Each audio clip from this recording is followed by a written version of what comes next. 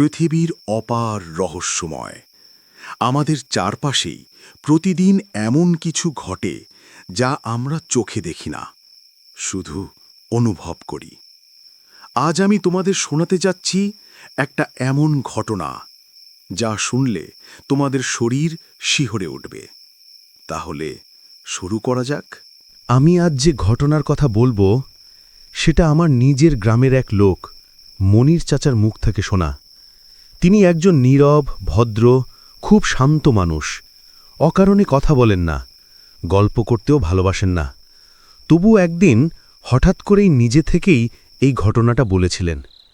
তার কাঁপা গলা আর অদ্ভুত ভয়ের চোখ দেখে তখনই বুঝেছিলাম ঘটনাটা সত্যি তার জীবনে ঘটে গেছে।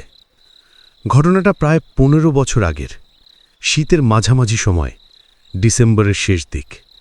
আমাদের গ্রামটা নদীর ধার ঘেঁষে, চারদিকে কুয়াশা আর নরম ঠান্ডা হাওয়া ভাসত। দুপুরের রোদ ছাড়া অন্য কোনো সময় শরীর ঠিকমতো গরম রাখা যেত না। রাতে তো পুরো গ্রামই যেন বরফের মতো ঠান্ডা হয়ে থাকত। কিন্তু সেই শীতের রাতগুলোর মধ্যে একটা রাত চিরদিনের মতো মনির চাচাকে বদলে দিয়েছিল। সেদিন ছিল শুকনো, অদ্ভুত নীরব এক রাত। চারদিকে কুকুরের ডাক নেই, হাওয়ার হালকা শোঁশো আওয়াজ নেই, একদম মৃত নীরবতা। এমন নীরবতা সাধারণত ভোরবেলার আগে পাওয়া যায়, কিন্তু সেটা রাত 8টা নাগাদই শুরু হয়ে গিয়েছিল। মনির চাচা তখন তরুণ ছিলেন। তিনি গ্রামের পাশের বিলে মাছ ধরতে যেতেন। সেদিনও একটা জাল ফেলে রেখেছিলেন সন্ধ্যার আগে। রাত প্রায় 10টার দিক তিনি ভাবলেন জালটা দেখে আসে। তার স্ত্রী তখন খুব বলেছিল যে এই শীতের রাতে যাবেন না, কাল ভোরে গেলেই তো হবে। কিন্তু তিনি পাত্তা দেননি, কারণ তিনি মাছ তুলে এনে পরের দিন বাজারে দিয়ে দিতেন। মাছ নষ্ট হয়ে গেলে ক্ষতি। মনির চাচা বলেছিলেন, ওই রাতেই প্রথম মনে হয়েছিল যে হাওয়া যেন চলতে চাইছে না, যেন পুরো পৃথিবী দাঁড়িয়ে গেছে। তিনি লাঠি হাতে বের হলেন।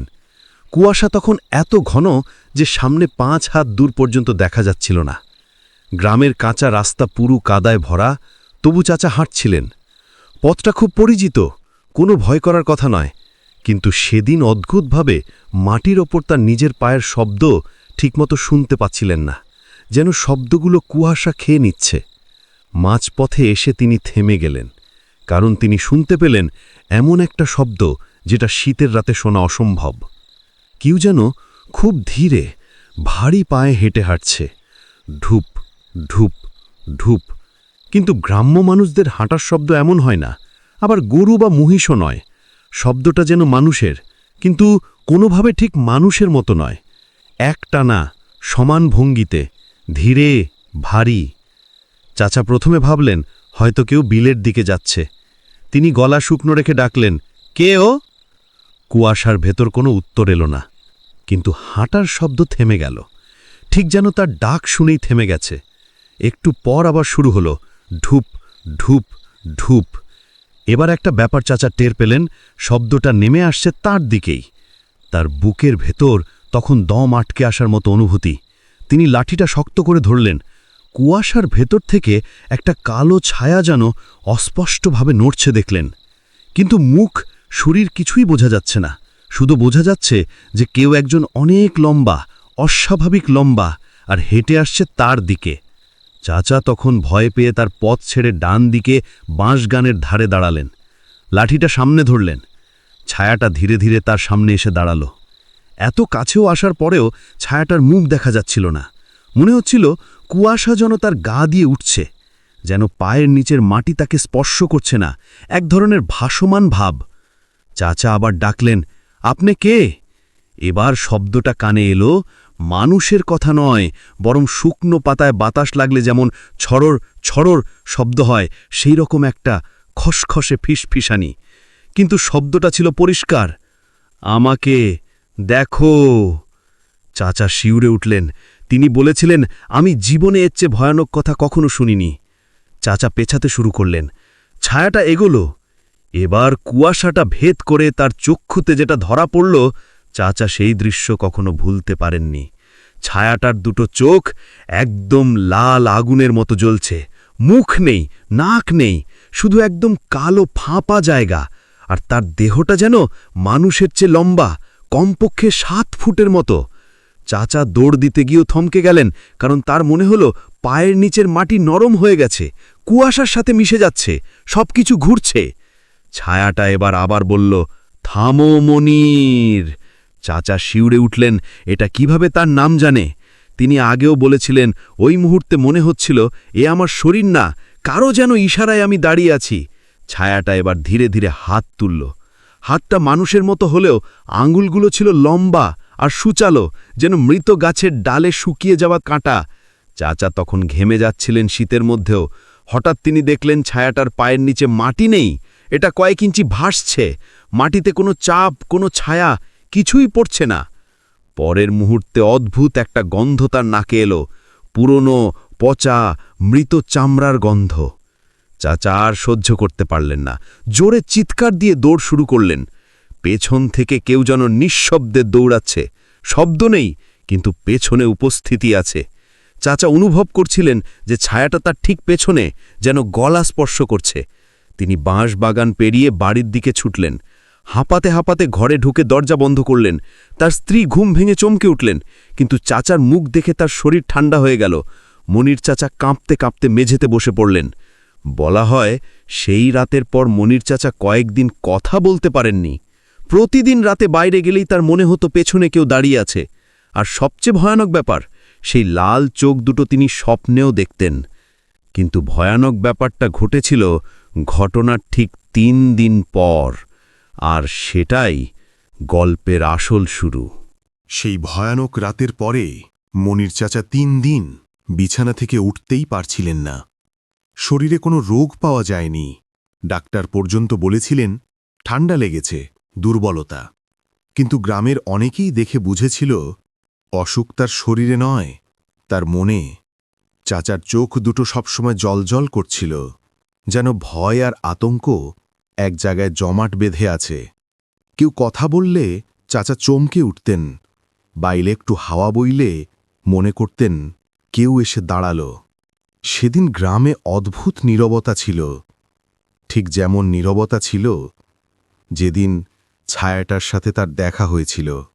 বাতাস থমকে থাকা, কুয়াশা আরও ঘন, আর দূর থেকে শেয়ালের ডাক পর্যন্ত শোনা যাচ্ছিল না। বাড়ির সবাই আগেই ঘুমিয়ে পড়েছিল। চাচা বলেছিলেন, ঘুমানোর চেষ্টা করছিলাম, কিন্তু মনে হচ্ছিল বাড়ির চারপাশে কেউ হাঁটছে। ঘর 2.5 পা পাকা, জানালার ওপর টিনের শেড, সেখানে কিছু পড়লেই টুপটুপ শব্দ হয়। সেদিনও হচ্ছিল, ঢোপ ঢোপ ঢোপ। তিনি চোখ খুলে শোনার চেষ্টা করলেন। এই শব্দ তিনি চেনেন, ঠিক সেই রাতের মতো শব্দ, ভারী পা ফেললে যেমন হয়। চাচা ভাবলেন হয়তো কুকুর, কিন্তু কুকুরের পা এত ভারী হয় না। তাছাড়া কুকুর এভাবে একটানা ধীর গতিতে হাঁটে না। এই শব্দ যেন মানুষের পায়ের মতো। আবার না, তিনি উঠে বসতেই এক মুহূর্তে শব্দ থেমে গেল। চাচা বলেছিলেন, যেন কেউ জানত আমি জেগে উঠেছি। তিনি ধীরে ধীরে টিনের জানালার ফাঁক দিয়ে বাইরে তাকালেন। কুয়াশা এতই ঘন যে বাইরে কিছু দেখা যাচ্ছিল না, কিন্তু ঘরের সামনে আমগাছের নিচে একটা কালো দাগের মতো আকৃতি বোঝা যাচ্ছিল, ঠিক স্থির হয়ে দাঁড়িয়ে। মনির চাচা একবার ঢিললেন, গলার ভেতর শুকিয়ে কাঠ। তিনি ফিসফিস করে ডাকলেন স্ত্রীর নাম, শাহানা, শাহানা ওঠো তো। স্ত্রী ঘুম জড়ানো গলায় বললেন, কি হয়েছে? চাচা বললেন, দেখো তো কেউ দাঁড়িয়ে আছে কিনা বাইরে। স্ত্রী ওঠে এগিয়ে এসে জানালার দিকে তাকালো। তিনি বললেন, ওই শীতের রাতে তুমি যখন বিল গেছিলা তারপর থেকেই ভয় পাই, কিন্তু এখন তো কিছুই দেখি না, অন্ধকার আর কুয়াশা ছাগা। চাচা অবাক হলেন। তিনি স্পষ্ট দেখছেন গাছের নিচে একটা মানুষের মতো আকৃতি আছে। তার স্ত্রী কিছুই দেখতে পাচ্ছে না। চাচা আবার তাকাতেই দেখলেন ছায়াটা নড়ল, একটু, সামান্য, কিন্তু নড়ল। এক মুহূর্তে তার শরীর ঠান্ডা ঘামে ভিজে গেল। স্ত্রী তাকে ধরে বলল, বসো বসো, তুমি ভয় পাইছ। কিন্তু মনির চাচার ভয় পাওয়ার সময় তখনও আসেনি। আরও ভয়ঙ্কর কিছু তখনও বাকি ছিল। জানালার সামনে থেকে সরে এসে চাচা বিছানায় বসলেন। স্ত্রী আবার ঘুমিয়ে পড়ল। চাচা বিছানায় শুয়ে ছাদের দিকে তাকিয়েছিলেন, কিন্তু ঘুম চোখে আসছিল না। হঠাৎ দরজায় খুব আস্তে করে ঠুকঠুক শব্দ হল। টুক টুক। চাচা চমকে উঠলেন। মনির চাচা ভাবলেন হয়তো নান্ন, পাশের বাড়ির লোক। সে প্রায়ই রাতের বেলায় ডাকত, যদি গরু ছুটে যেত বা কোনো সমস্যা হতো। চাচা দরজার কাছে গিয়ে বললেন, কে? নান্নু নাকি? কোনো উত্তর নেই। চাচা আবার জিজ্ঞেস করলেন, কেও? এইবার দরজার ওপার থেকে খুব নিচু গলায়, খুব শুষ্ক, খুব ঠান্ডা একটা ফিসফিসানি শোনা গেল, আমাকে দেখো। চাচার বুকের ভেতর হঠাৎ শূন্যতা নেমে এলো। সেই রাতের কুয়াশার ভেতর থেকে আসা সেই ভয়াবহ শব্দ। চাচা জোরে দরজার হাতল চেপে ধরলেন। তার হাত কাঁপছিল। তিনি বুঝতে পারছিলেন যে কেউ দরজার ওপারে আছে, তাকে মানুষ বলা যাবে না। চাচা ধীরে ধীরে পেছনে হাঁটতে শুরু করলেন। ফিসফিসানি আবার এলো, মনের দরজা খোলো। কিন্তু এবার আর কণ্ঠটা ফিসফিসানি ছিল না। এটা যেন কারোর গলার জল জমে আছে, আর সেই গলার ভেতর থেকে বেরোচ্ছে একটা অমানুষিক শুকনো শব্দ। চাচা চিৎকার করতে যাবেন, ঠিক তখনই দরজার নিচের ফাঁক দিয়ে কিছু একটা নড়তে দেখা গেল। একটা লম্বা কালো মানুষের আঙুলের মতো কিছু ধীরে ধীরে ভেতরে ঢুকছে। আঙুলের ডগাটা তীক্ষ্ণ, শেষ অংশটা যেন প্যাঁচানো। চাচা ভয়ে বিছানার দিকে ছুটলেন। স্ত্রী তখনও ঘুমাচ্ছে। চাচা তাকে শক্ত করে ঝাঁকিয়ে তুললেন, ওঠো ওঠো, দরজার নিচে কিছু আছে। স্ত্রী উঠে দরজার দিকে তাকালো। তিনি আতঙ্কিত হয়ে বললেন, কোথায়? আমি তো কিছুই দেখি না। চাচা দেখছেন সেই লম্বা আঙুলটা দরজার নিচে হালকা করে ভেতরটা চাপড়াচ্ছে, কিন্তু তার স্ত্রী কিছুই দেখতে পাচ্ছে না। চাচা বুঝলেন এটা তাকে দেখতে এসেছে, শুধু তাকেই। চাচা স্ত্রীর হাত ধরে বললেন, দরজার কাছে যাস না। স্ত্রী হতবুদ্ধি। তিনি বললেন, তুমি কি হ্যালুসিনেশন দেখতেছ? চলো ফ্যান দেই, ঘর গরম হইলেই ঠিক হইবা। কিন্তু চাচা জানতেন এটা স্বপ্ন নয়, এটা জ্বরের মধ্যে বিভ্রম নয়, এটা সেই রাতের ছায়া যেটা তাকে বিলের কাছে প্রথম দেখা দিয়েছিল। হঠাৎ দরজার টোকা থেমে গেল। নিচের দিকে সেই আঙুলটা সরে গেল। পুরো ঘর আবার নীরব হয়ে গেল, একদম মৃত্যু নীরব। চাচা শ্বাস নেওয়ার চেষ্টা করছিলেন। ঠিক তখনই বাইরের উঠোন থেকে ভয়ানক একটা শব্দ এলো, একটা হিংস্র চিৎকার, মানুষ আর জন্তুর মাঝামাঝি এক অজানা গলার চিৎকার। চাচা স্ত্রী চমকে বিছানায় বসে পড়ল। তিনি এবারও কিছু দেখতে পাচ্ছিলেন না, কিন্তু শব্দটা তিনি শুনেছেন। চাচা জানালার ফাঁক দিয়ে তাকাতেই দেখলেন আম গাছের নিচে দাঁড়ানো মানুষাকার ছায়াটা এবার সরছে না, এটা তাকিয়ে আছে তাদের বাড়ির দিকে। চাচার চোখের সামনে ধোঁয়ার মতো অস্পষ্টভাবে ছায়াটা নড়ল। এবার সে ঘরের দিকে দু পা এগিয়ে এলো। চাচা বলেছিলেন, তারপর যেটা দেখলাম সেটা মানুষ হলে সম্ভব নয়। সে মাটিতে হাঁটছিল না, ভাসছিল, আর কুয়াশা যেন তার দেহ থেকে বেরোচ্ছিল। এবার চাচা স্ত্রীও দেখতে পেলেন। তিনি স্তব্ধ হয়ে গেলেন, তার মুখ ফ্যাকাশে হয়ে গেল। স্ত্রী কাঁপা গলায় বললেন, এটা এটা মানুষ না। চাচা স্ত্রীকে পেছনে ঠেলে দিয়ে জানালা বন্ধ করে দিলেন, কিন্তু ছায়াটা এবার দরজার সামনে এসে থামল। দরজায় টুকটুক করে খোঁচা দিতে লাগলো, মনে হচ্ছিল ভেতরে ঢুকতে চায়। চাচা বিছানার পাশে রাখা লাঠি তুলে নিলেন, কিন্তু সেই মুহূর্তে ভেতরে ঢুকার সবচেয়ে ভয়ঙ্কর শব্দ এলো, ধর। দরজার অপর দুই হাতে একসাথে জোরে আঘাত করল, এমন জোরে যে পুরো কিচির পরে কাঁপা পড়ল। দরজার কড়াই কাঠি শব্দ করে উঠল, আরও একবার, ধর। চাচা বুঝলেন এই দরজা বেশিক্ষণ আটকাতে পারবে না। তখনই তিনি শুনলেন সেই ভয়ঙ্কর কণ্ঠ, মনির, তুমি পালাতে পারবে না। চাচা স্ত্রীর হাত ধরে তাকে ঘরের এক কোণে নিয়ে গেলেন। তিনি দরজার দাঁড়িয়ে লাঠি উঁচু করলেন, আরও একটি আঘাত, ঢর। দরজার ওপরের কাঠ ভেঙে ফেটে গেল। স্ত্রী চিৎকার করে উঠল, ও ঘরে ঢুকে গাইব। এবং ঠিক সেই মুহূর্তে দরজার ওপারের ভয়ঙ্কর কণ্ঠটা থেমে গেল। সব শব্দ বন্ধ। চাচা বুঝতে পারছিলেন ওটা এখনো আছে, কিন্তু কেন থেমে গেল? ঠিক সেই সময় ঘরের অন্যদিকে থাকা জানালার গ্রিল নিচু স্বরে কিচকিচ করে বাঁকতে শুরু করল, যেন কেউ ধীরে ধীরে তা টেনে খুলে ফেলছে। মনির চাচা আর স্ত্রী দুজনেই জমে গেলেন। ওটা এখন জানালা দিয়ে ঢুকতে চেষ্টা করছে। জানালার গ্রিল যখন ধীরে ধীরে বাঁকতে শুরু করল, তখন মনির চাচা প্রথমবার বুঝলেন যে এই জিনিসটাকে ঠেকানো মানুষের পক্ষে সম্ভব নয়। লোহার গ্রিল শুধু শক্ত না, গ্রাম্য লোহার কামারের বানানো, মোটা ভারী, বাঁকানোই যায় না। কিন্তু সেই রাতের ছায়াটা সেগুলোকে টেনে বাঁকিয়ে ফেলছিল এমনভাবে যেন সেগুলো স্রেফ কচি বাঁশ। গ্রিলের কিচকিচ শব্দ পুরো ঘরে ছড়িয়ে পড়ছিল। চাচা স্ত্রীর মুখ চেপে ধরলেন, চুপ, কোনো শব্দ কইরো না। কিন্তু স্ত্রী তখন এমনভাবে কাঁপছিলেন যেন শরীরের ভেতর থেকে হাড় আলাদা হয়ে যাচ্ছে।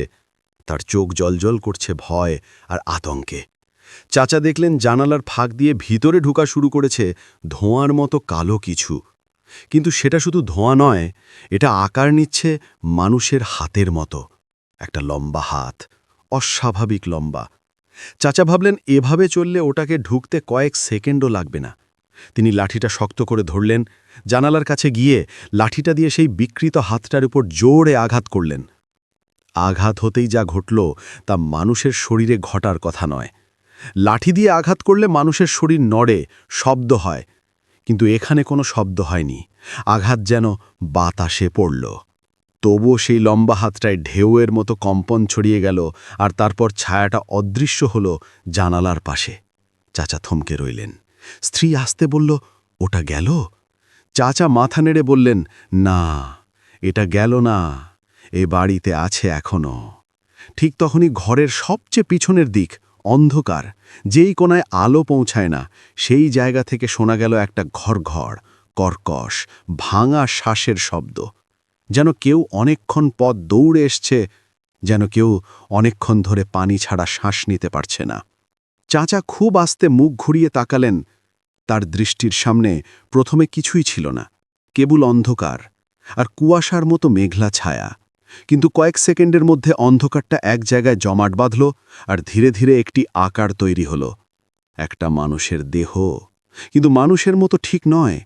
দুহাত হাঁটু পর্যন্ত লম্বা, দেহটা বাঁকা, কাঁধ গড়াই করা। মাথা নিচু করে দাঁড়িয়ে আছে, আর মুখের জায়গায় একটা বিশাল কালো ফাঁকা গর্ত। যেন মুখ নেই, শুধু শূন্যতা। সবচেয়ে ভয়ঙ্কর ছিল সেই অগ্নির মতো জ্বলন্ত লাল চোখ দুটো, যা চাচা ইতিমধ্যে দেখেছিলেন সেই রাতেই। ছায়াটা এবার দুপা এগিয়ে এলো। এবার আর কোনো শব্দ নেই, শুধু অদ্ভুত এক ঠান্ডা শ্বাসের শব্দ, হা হা। ঘরের তাপমাত্রা মুহূর্তে বরফের মতো ঠান্ডা হয়ে গেল। স্ত্রী চিৎকার করতে যাচ্ছিল, চাচা তার মুখ চেপে ধরে ফিসফিস করে বলল, চুপ, শব্দ কইরো না, ওটা শব্দে আসে। ছায়াটা এবার গলার ভেতর থেকে একদম শুকনো, পুরনো, মৃত পাতা নড়লে যেমন শব্দ হয় সেই রকম শুষ্ক আওয়াজে বলল, মনির, আমাকে দেখো। চাচার সারা শরীর কাঁপছিল। তিনি জানতেন ওটা তার নাম ধরেই ডাকছে। সে ব্যক্তিগতভাবে তাকে চেনে। স্ত্রী ভয়ে আঁকড়ে ধরে বলল, ওটা ওটা মানুষ না, এটা জিন হয়তো, না হলে ভূত। চাচা কিছু বলার আগেই ছায়াটা ডান দিকে মাথা ঘুরিয়ে তাকালো। তারপর ধীরে ধীরে হাঁটা শুরু করল, ভাসতে ভাসতে সোজা তাদের বিছানার দিকে। ছায়াটার পা মাটিতে লাগছে না, কোনো শব্দ নেই। চাচা লাঠিটা হাতে তুলে ধরলেন, কিন্তু তিনি নিজেই জানতেন এই লাঠির দাম নেই ছায়াটার সামনে। হঠাৎ সেই ভয়ঙ্কর জিনিসটা বিছানার সামনে দাঁড়ালো। তার মাথা নিচু, চাচার দিকে তাকিয়ে আছে আগুনের মতো চোখ নিয়ে। তারপর ধীরে ধীরে হাত তুলল। হাত দুটো মানুষের হাত নয়, আঙুলগুলো লম্বা, চিকন, কঙ্কালের মতো। তারপর ছায়াটা হাত বাড়িয়ে চাচার গলা ধরতে চাইল। চাচা ঝাঁপিয়ে পিছনে সরে গেলেন। স্ত্রী চিৎকার করে উঠল, বাঁচাও, কেউ আছে। ঠিক সেই চিৎকারের মুহূর্তেই ছায়াটা পিছনে ঘুরল, আর এক লাফে ঘরের অপর পাশে গিয়ে ছায়ার মতো মিলিয়ে গেল দেয়ালের মধ্যে। মানুষ হলে দেয়াল ভেদ করে যেতে পারে? কিছুই না, সে যেন শুধু গায়েব হয়ে গেল। ঘরের নীরবতা ফিরে এলো, বরফের মতো ঠান্ডা বাতাস জমে রইল। চাচা আর স্ত্রী দুজনেই তখন দম নিতে পারছিলেন না। চাচা বললেন, এটা আমাদের ছাড়া আর কেউ দেখতেছে না। এটা আমার পেছনে লেগেছে, কিন্তু কেন? স্ত্রী বলল, বিলের কাছে কিছু দেখছো? কারোর ক্ষতি হয়েছিল? কেউ মরছে? চাচা মাথা ঝাঁকলেন, না, কিছুই দেখি নেই। শুধু এতটুকু, জাল তুলতে গেছিলাম, জালের দড়িতে যেন কেউ ধরেছিল। জাল টানতে খুব কষ্ট হয়েছিল সেদিন। মানুষ নাকি কিছু আটকে গেছিল? চাচার গলা শুকিয়ে গেল।